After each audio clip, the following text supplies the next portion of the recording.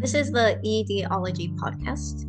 I am your host, Elka Kubaku, licensed social worker and psychotherapist. In this podcast, we explore divisive issues around food, health, and body image with the goal of mending relationships within the eating disorder recovery professional community and creating a space where a multiplicity of perspectives can coexist harmoniously. This podcast is uncensored and encompasses the political and ideological spectrum. If you believe something you hear is harmful or misinformed, please be respectful to the speaker. And also, feel free to reach out about recording another episode on the same topic from your vantage point. My hope is that if, as professionals, we can hold each other's stories with respect and compassion, we'll be better able to do so for our clients.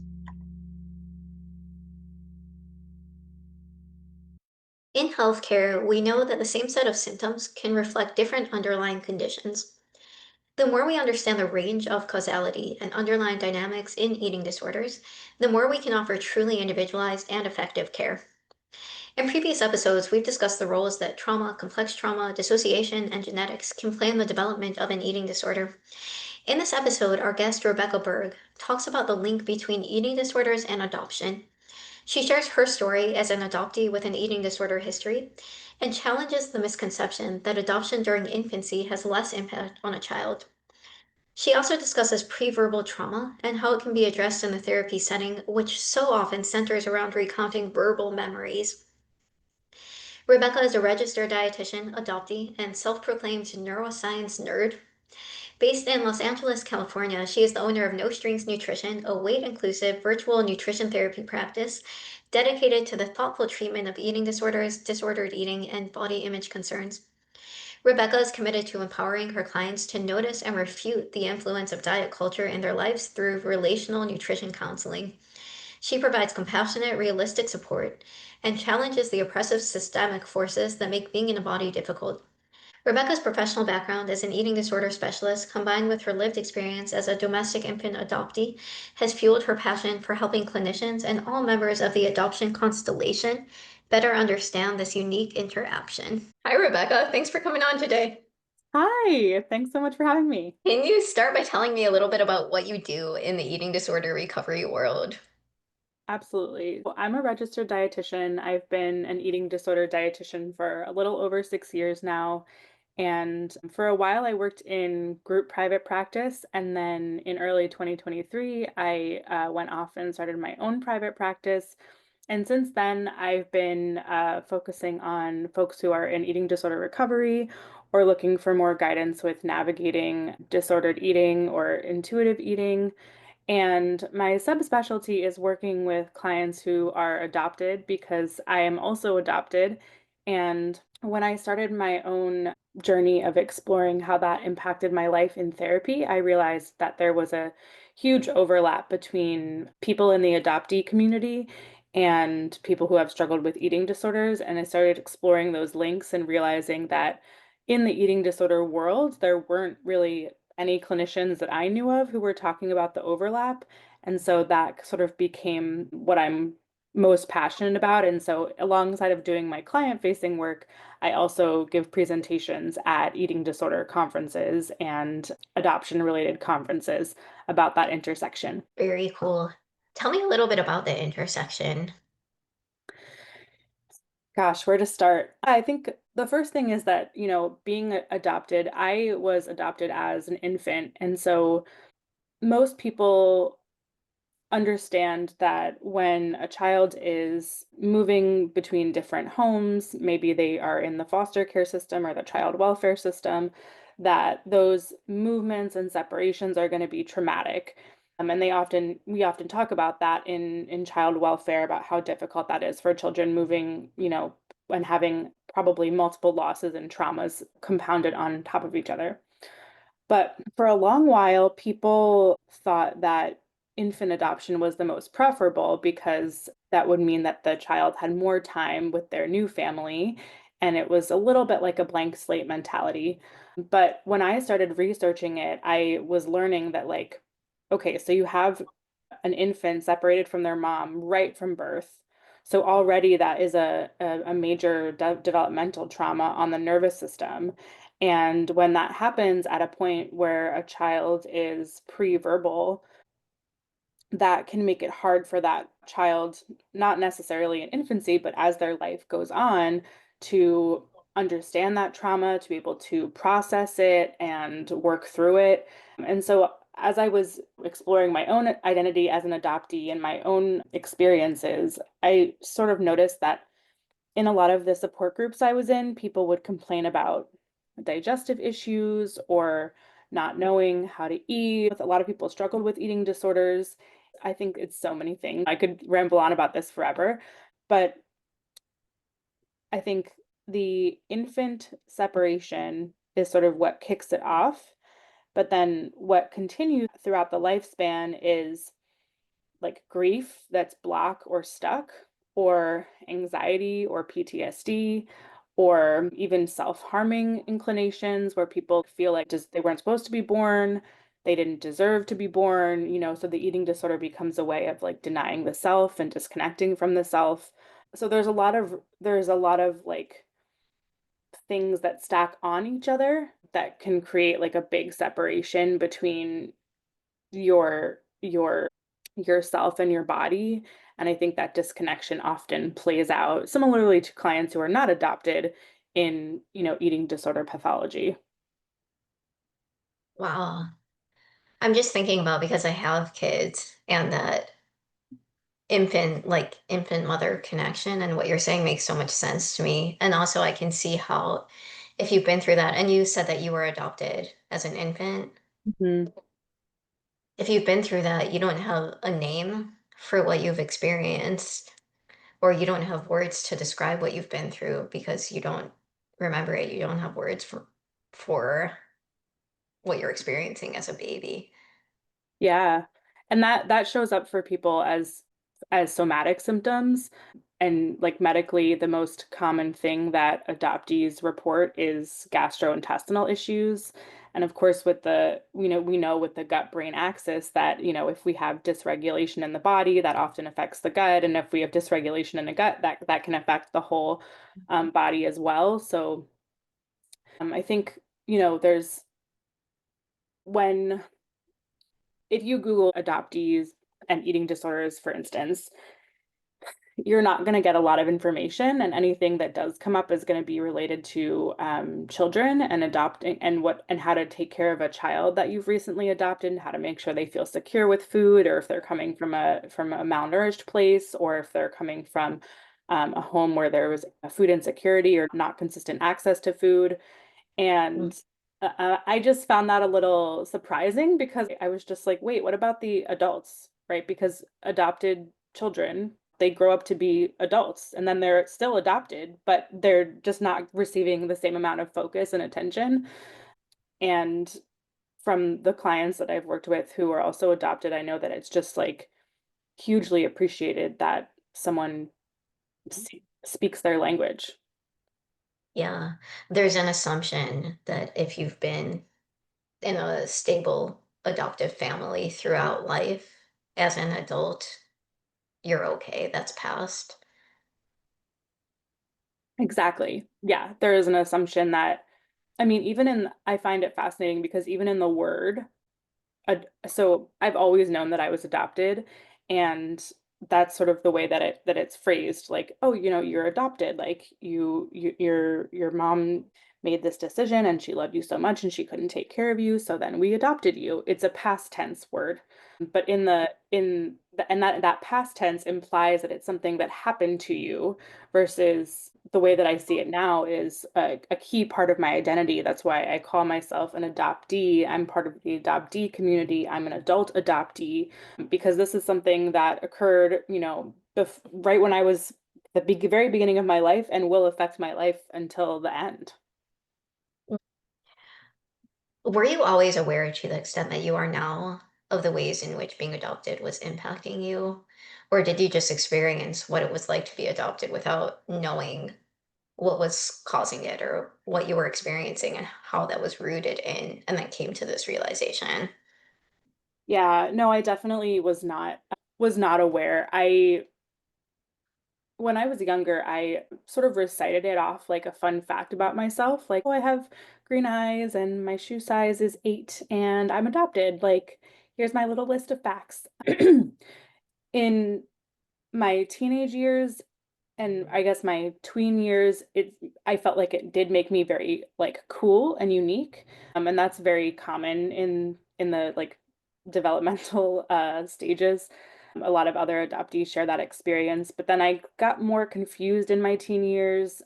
But because it wasn't talked about very much in my family, and I wasn't going to therapy, and I didn't have a community of other adopted people, I had no idea how it was impacting me. But when I went to college, I struggled with binge drinking and I ended up going to the hospital 3 times for alcohol poisoning. I had all these struggles in college and then in my 20s with alcohol. I had no idea why. I was like, why does this keep happening to me? What's going on? What's wrong with me? And then my alcohol use was replaced with getting very into health and fitness. And that's kind of when it morphed into, oh, like I'm going to quit my job and go back to school and become a dietitian because this is my passion and I love it so much. And this is all I want to think about all day and all night. But really, as I see it now, the alcohol use was really helpful for me to quiet down my anxiety and also give me a sense of like, oh, I can fit in now because this is what everyone's doing and I'm like desperately seeking that belonging. But when I shifted from partying being my main source of fun to then being in the nutrition and fitness community, I was also a very dedicated runner. I saw that as just a replacement for that because I was still desperately seeking belonging and identity. And I was trying to fit in, and I was also trying to find out who I was. But at the same time, I feel like I was running for myself because the whole reason why I began to uncover what was to uncover myself essentially was because right when I became a dietitian, I was so obsessed with being an eating disorder dietitian. This was after I had left my eating disorder behind. I was now working with people with eating disorders that I was like, all I am is just a walking head. I'm just a walking, talking eating disorder dietitian. I have no idea who I am. If someone asks me, I'm like, I just feel like a shell of a person with eating disorder knowledge. So that was what prompted me to go to therapy because I was like, something doesn't feel right. And it was Mhm. probably like 6 months in where I had a like major revelatory moment where I was like, oh, yeah, I need to talk about my adoption. Mhm. Wow. So you grew up most of your life and most of your childhood with this as just a fact about who I am. I have green eyes, I'm this size shoe, and I'm adopted. And what you started to experience as you became a teenager and then adult was a kind of emptiness or a space where you felt like I don't quite belong, I don't quite know who I am. Hmm. And you found things, external things in some way to fill that. So first it was drinking, and then it was dietetics and fitness, and whatever you did, you kind of threw yourself into heart and soul. Hmm. And at a certain point, you're like, something is still missing. Hmm. And then you went to therapy, and at a certain point, can you tell me more about that revelation, that moment when you're like, hey, this is actually connected to my being adopted. This is important information about me. Yeah, therapy was really hard for me because I had been forced to go to therapy multiple times between Mm. ages 18 and 27, 20, or no, 18 and 24, 25, because of my alcohol use. And so for me, therapy was a punishment. And I like don't even remember most of that therapy because I was so terrified and dissociated during those times. So when I went to therapy for the first time of my own volition at age 30, I told my therapist, like, I'm having problems with work. At that time, I was working as an eating disorder dietitian in the private practice and also in a trauma center. And the work at the trauma center was really intense. And I was like, I can't, I'm having trouble sleeping. Like, I'm taking it home with me. I need help with my work-life balance. Yeah. Um, but when I had that first session, she was like, start wherever you want to start.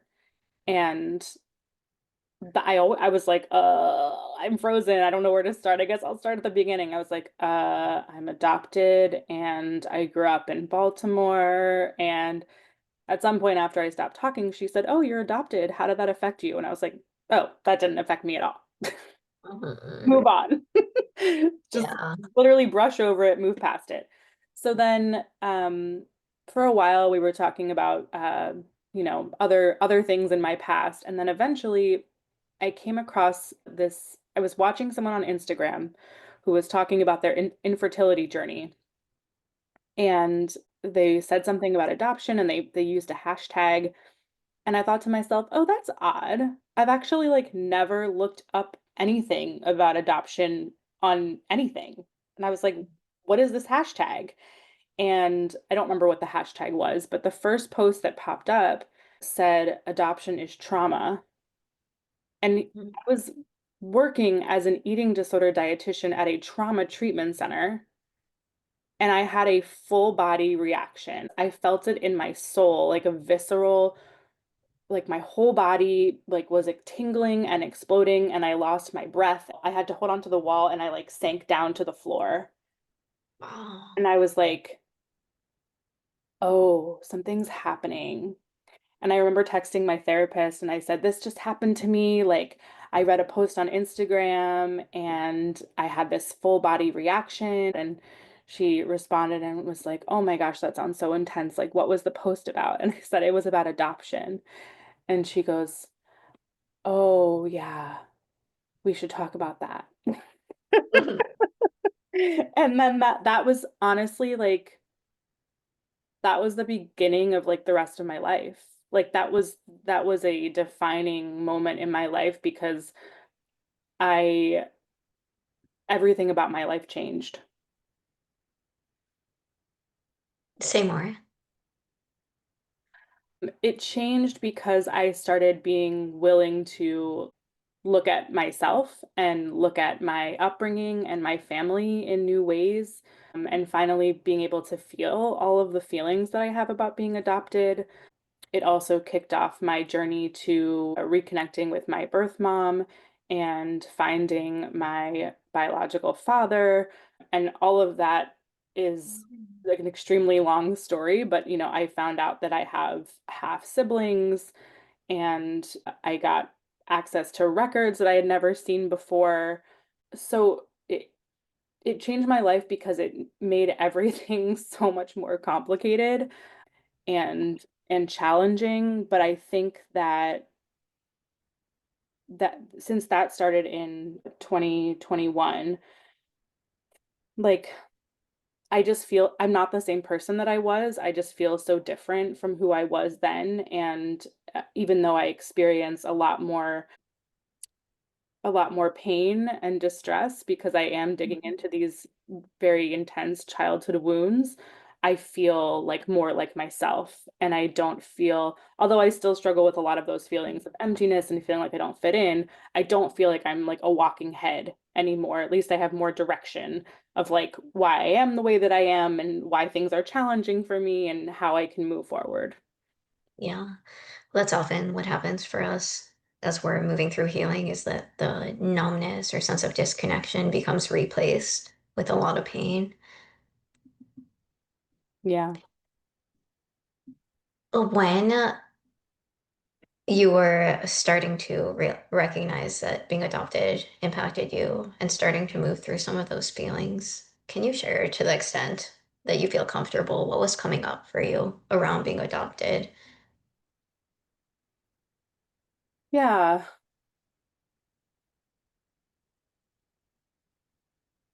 So it's hard to know where to start with that because there's so much. The first thing that comes to mind is how much in the world is oriented towards people who were kept by their families.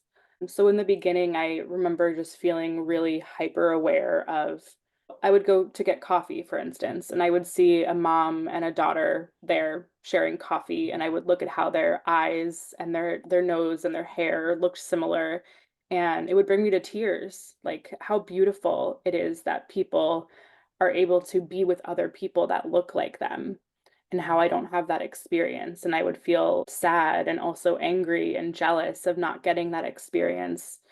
Um, or just the way that adoption is portrayed in the media, suddenly, things with adoption themes or tropes would sort of just pass over me, like pass over my head and it like bounce off of me and just keep going before I started this journey.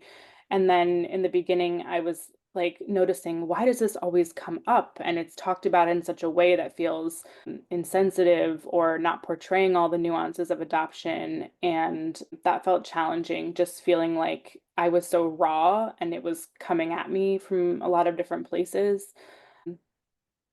Of course, there was also this piece of like, I'm exploring this for the first time in a real way, and it's affecting me, making it so that I'm having a lot of like physical symptoms and I need to see a psychiatrist. And it was really hard for me to talk about that with my parents, with my adoptive parents, because as I started searching again for my bio mom, started trying to reconnect with my bio mom and search for my bio dad, they had a really hard time like they had a really hard time with that, and it didn't seem like it Mhm. was something that they wanted to talk about or that they accepted. So I started to feel like a divide growing between me and my parents, which, I have felt in seasons of my life closer or further from them. But as I started exploring more and more about myself, I felt us growing apart. And that was really hard for me because I was like, you know, y this is a part of who I am. I have this whole other family out here, out in the world that they're literally like, I am made from them. Like, how are you so uncomfortable with this? So that just made it more challenging because I felt like I had to keep a big part of myself a secret or separate, um, as well as learning that my existence was a secret from everybody in my family. So just explore, I mean, there's like a million things I could say, but it's just like exploring all these layers, right, of every feeling under the sun. Those are such massive issues that cut so close to the core of who you are when you're talking about finding out that my entire existence was a secret from my biological family, from the people, from it sounds like half siblings. Yeah. Your biological dad, did he know about you? But yeah, he did. When I finally found him and reconnected with him, one of the first things that he said to me on the phone was, well, I haven't thought about you in 30 years. Oh my God. Yeah. I'm smiling because I still don't know how to say it in the way with the gravity that it deserves because it's so uncomfortable, like, and Yeah. ridiculous. So, I think this work is very slow, and I've been working more on my like relationship and feelings towards my birth mom and less on my feelings about my biological dad, because that is just like that whole thing is just like what? Mhm. Um, yeah, it's wild. I personally don't understand how you could like have a child and not think about them. Yeah, that's unfathomable. Your birth mom, what's relationship with her like? I would say it's pretty it ebbs and flows. It she is she doesn't live in California. She lives on the East Coast. So we're very far away from each other. It's not like I can just, pop in for coffee. And I think if we had more time to spend with each other in person, we'd have more closeness. But for now, I would say It's very casual, like some text messages here and there about things that are going on in our life. And I struggle to get to know her. I think having her opening up is such a vulnerable thing, and sharing your feelings is such a vulnerable thing. And I know we both have so many years of feelings stored up that it just, I think it feels hard for us to connect in that way. Yeah. You're becoming acquainted. It's such an interesting dynamic where she's someone new to you in some ways, but she's also the person who, at the most instinctual level, is closest to you. Mhm. Yeah, it's very complicated. Yeah. And it sounds like you're navigating that almost like building relationship with a stranger piece while also having the feelings that come with the stranger is your mom. Mhm. Yeah, no, that's exactly it. Yeah. Your relationship with your, do you just call them your parents, your adoptive parents? Yeah. Yeah. Your relationship with your parents was built on the story that I'm part of this family, that I belong to these people. So as you're starting to discover your biological family, there it feels in some ways threatening to that relationship and to that story that I belong here, that I'm with these people, that Mhm. these people who raised me, these are my parents, Mhm. both to Yeah. them. Yeah, I mean, they've not said that outright, but I do feel like there must be some aspect of that at play. The other thing that makes this particularly challenging for me is the cultural piece. So I was raised Jewish, I identify as Jewish, and that's always been like a big part of who I am. But my biological mom and my biological dad, they were both Irish Catholic. So when my parents adopted me, they converted me to Judaism. And the reason why I say that's another layer is because yes, Judaism is a religion, but it's also has very strong ties with ethnicity and ancestry. And so even just growing up Jewish, it was very obvious to me that I didn't necessarily like look like the other people, other Jewish people in my community. And people would often say like, "Oh, you don't look Jewish," or "I'm surprised you're Jewish." And even in like conversations about the Holocaust or conversations about medical health and disease. Like I was very involved in Hillel in my college, which is a Jewish organization, and they, would do like cheek swabs for bone marrow donation and things like that. And I would be like, I know it's not gonna, I know I'm not gonna, you don't need to swab me.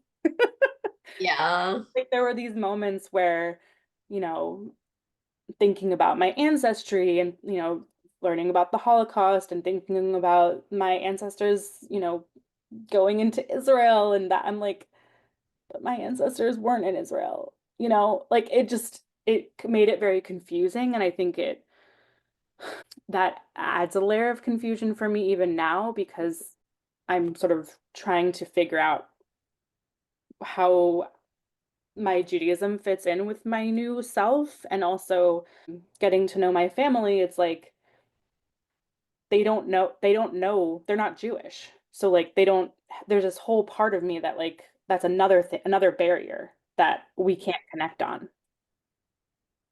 Mhm. You've built a life outside them. So alongside facing this a whole new relationship with family and the people that are most central to who you are, there's also the big questions around religion, culture, ethnicity. Where do I belong? Mhm. I grew up Jewish, but I don't come from Jewish people, and the people who I'm now connecting with don't know that culture or that experience at all. Yeah. And those are such huge questions, even each on their own, just like kind of coming to. And I'm Jewish as well and grew up with one version of it. And I'm like kind of figuring myself out in that way. too. So even just that, like those questions of what do I believe in and what does this mean to me and who am I? And those are such big and complicated questions. And for you, they go along with so many other big and complicated questions. It feels almost as you're describing it like every aspect core to your identity is like this just big open trying to figure out what am I. Yeah, no, it feels like that. As you were talking, I was thinking about an octopus, like just with all of the tentacles going around. And that's why the work, my personal healing work and like discovery work is so slow because I can grab onto one thing that feels important and it is important. And I can work on that for weeks, if not months, but I still have all these other tentacles that are grabbing at things that also feel really important. So yeah, it's a lot to navigate. Mhm. To what extent do you know and are you impacted by the story around your adoption and the events that led up to it?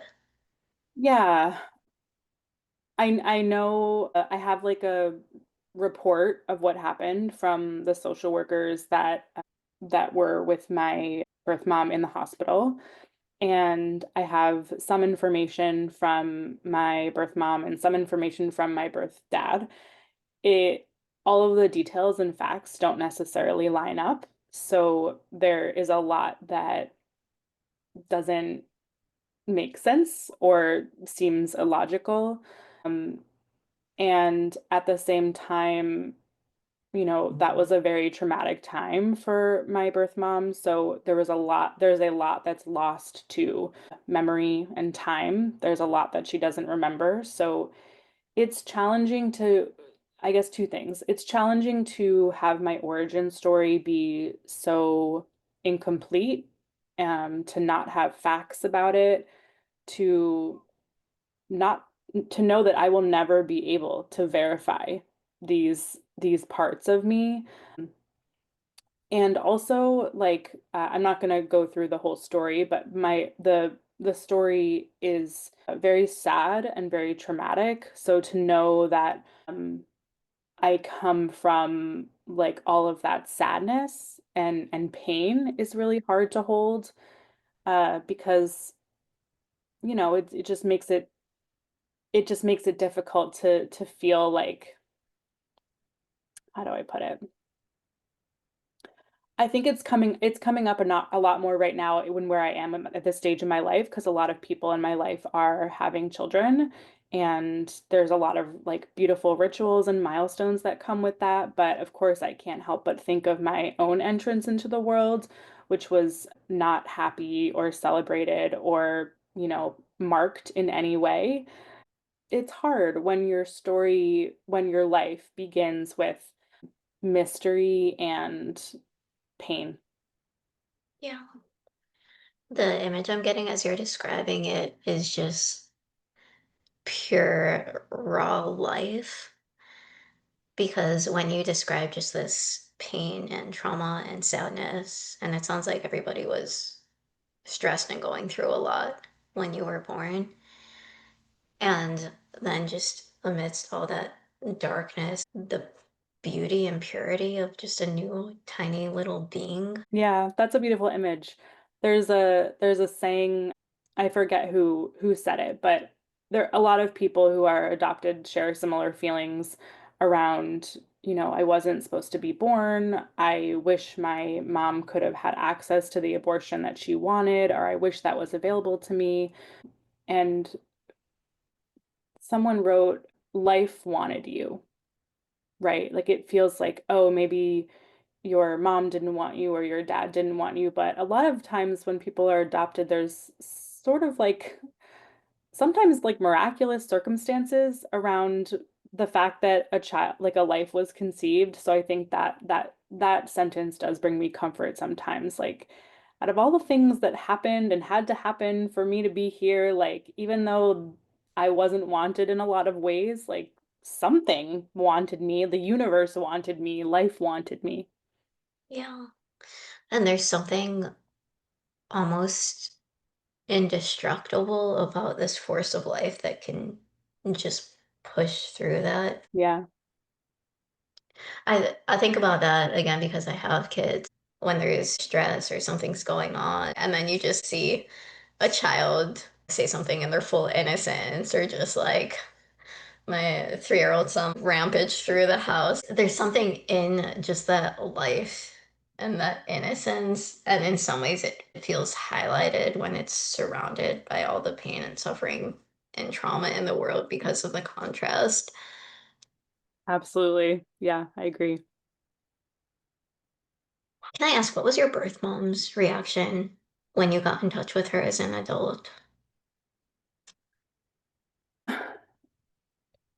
So, because I don't think I explained this. So there are two different types of adoptions. There's closed adoptions and open adoptions, and open adoptions are more, I don't know if trendy is the right word, but they're more the norm these days.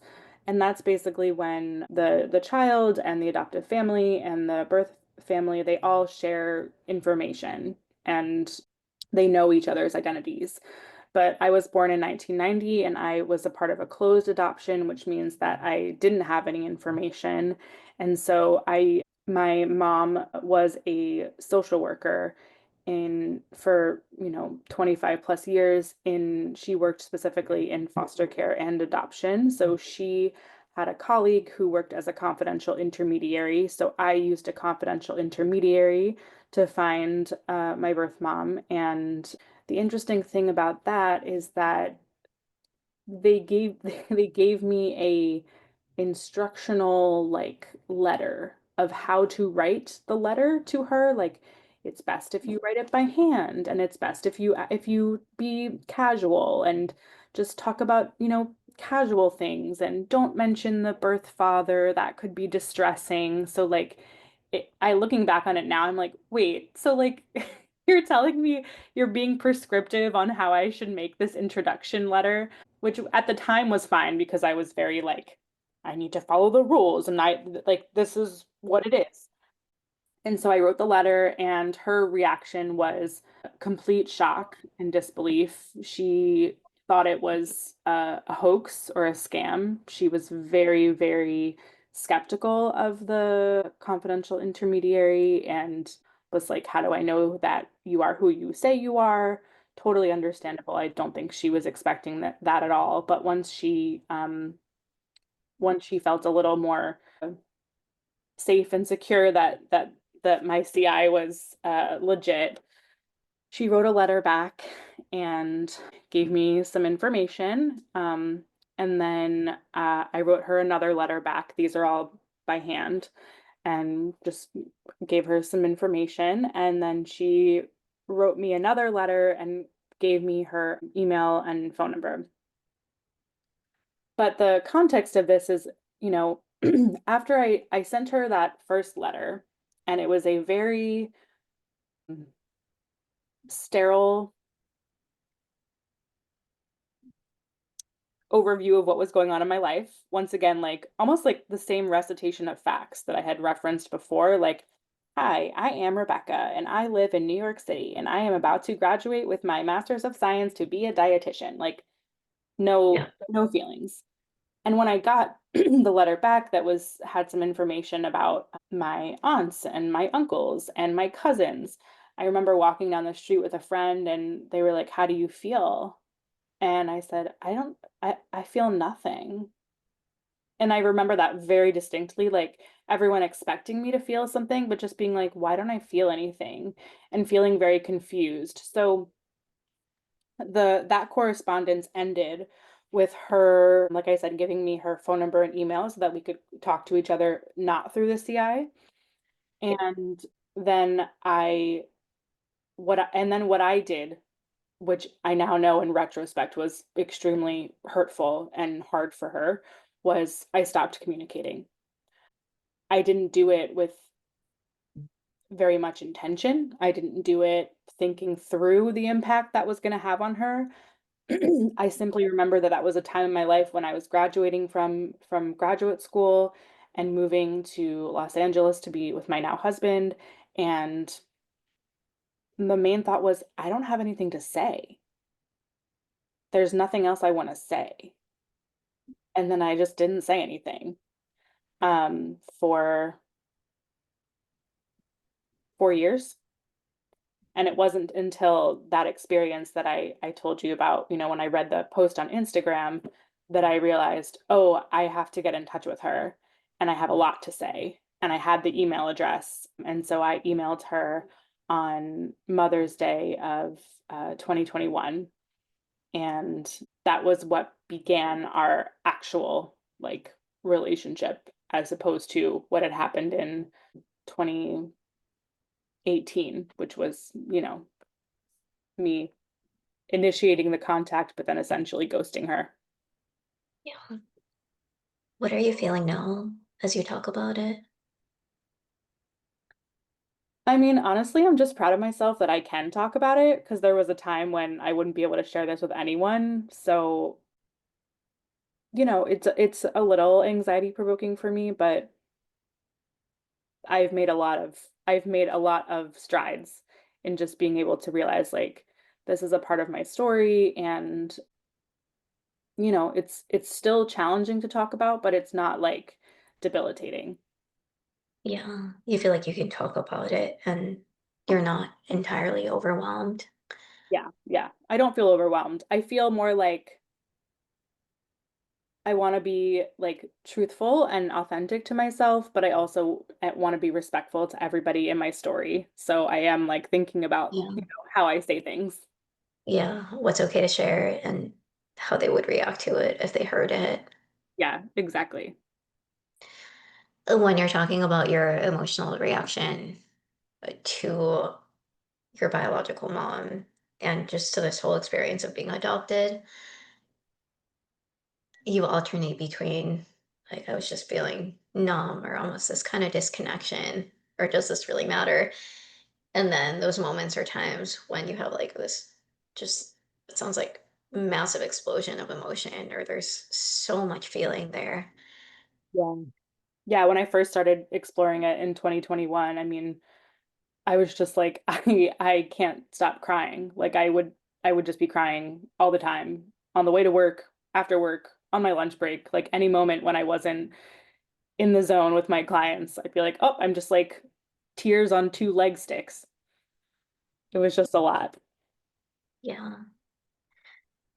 And I see almost like a small sliver of that as you're talking. You have that kind of similar alternating between like part of it is just like I'm telling my story, this is what happened, this is what it was. And then there are some small moments when I can see there's a little sadness underneath it. It feels similar to when you're talking also about talking to your birth mom, who on the one hand is so deeply connected to you, and on the other hand, you're kind of strangers and navigating those two different realities. Yeah. Yeah.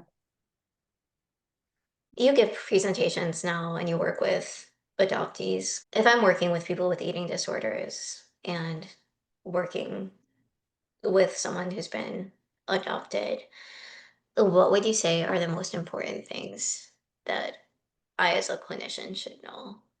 Mm-hmm.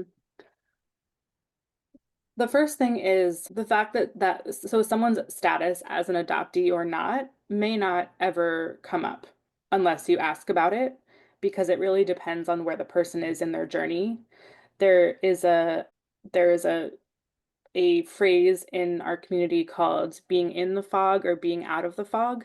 And I don't love the binary, but basically being in the fog is when you haven't examined how your adoption has impacted you and you're maybe still going along with the common trope that, you adoption is love and it's beautiful and you need to be grateful and everything is sunshine and roses. When you're out of the fog, that's when you finally start to experience the full range of like understanding and emotional impact that being separated from your family may have had on you. So the reason why I say that is because my therapist was very, very skillful in the way that she did this, right? Because I said she asked about my adoption, and later on she told me like I knew we were going to get back to that, but she was like, that was clear that that was not something that you could go near.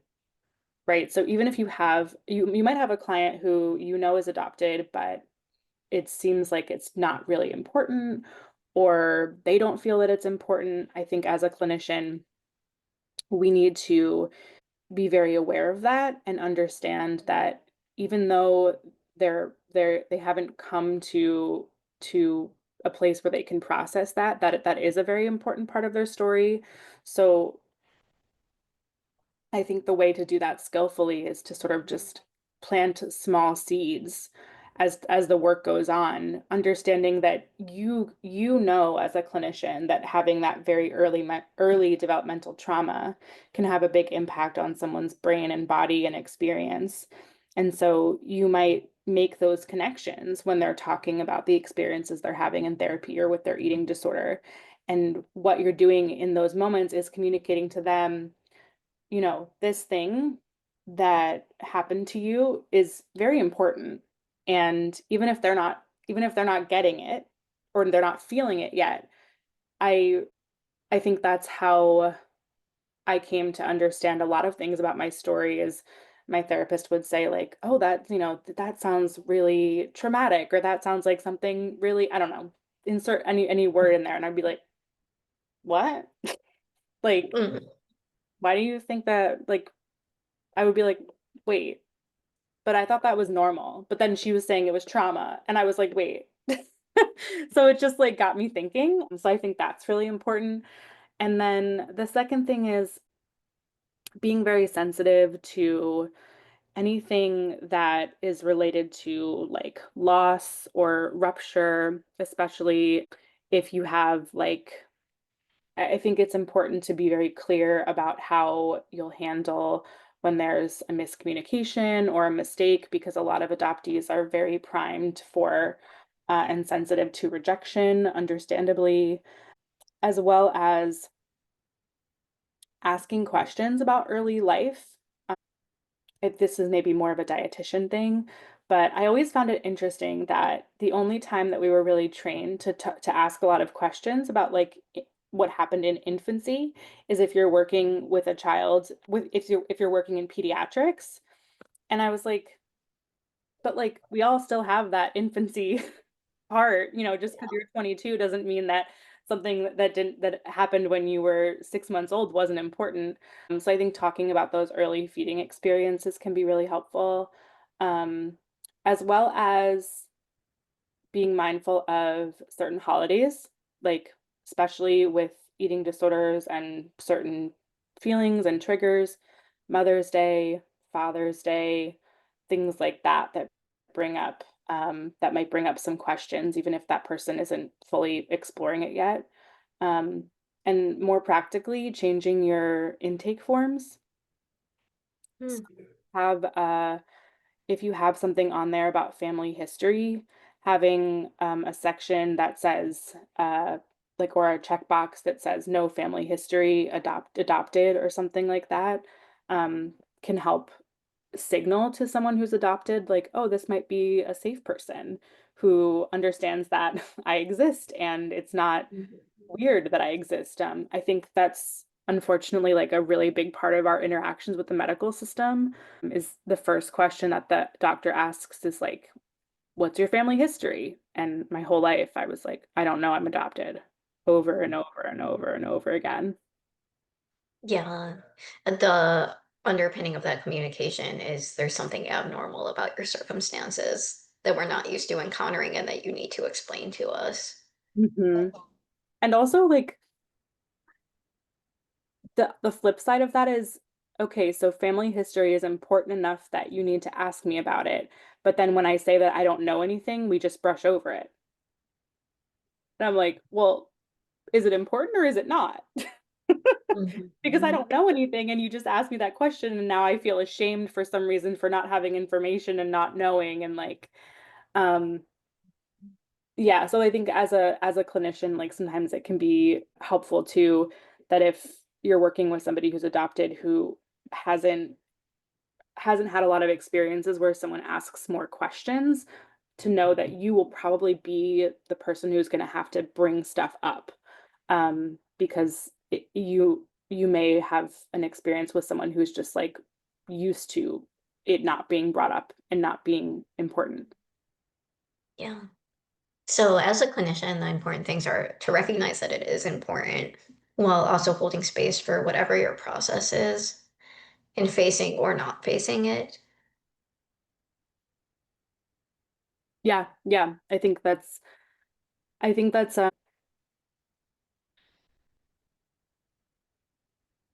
the most important thing that you can communicate is that it is important and you're not afraid to go there as a clinician, even if everyone else in the adoptee's life may have been avoiding it or may have been afraid, that you feel comfortable asking questions about it and exploring it and knowing that it's important.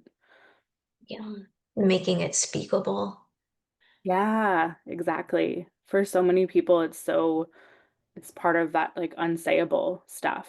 And, you know, it's like talking it's like talking about anything that's uncomfortable. You have to expose yourself to it. Yeah. I'm thinking about the process of healing from something that you don't remember, but that impacts you so deeply. And what does that look like? I know you describe a lot of coming to terms with the reality of what lives on now, both between your adoptive family and your biological family. When you talk about those early attachment wounds, what does healing from that look like? Mm, a lot of crying. Yeah. I think,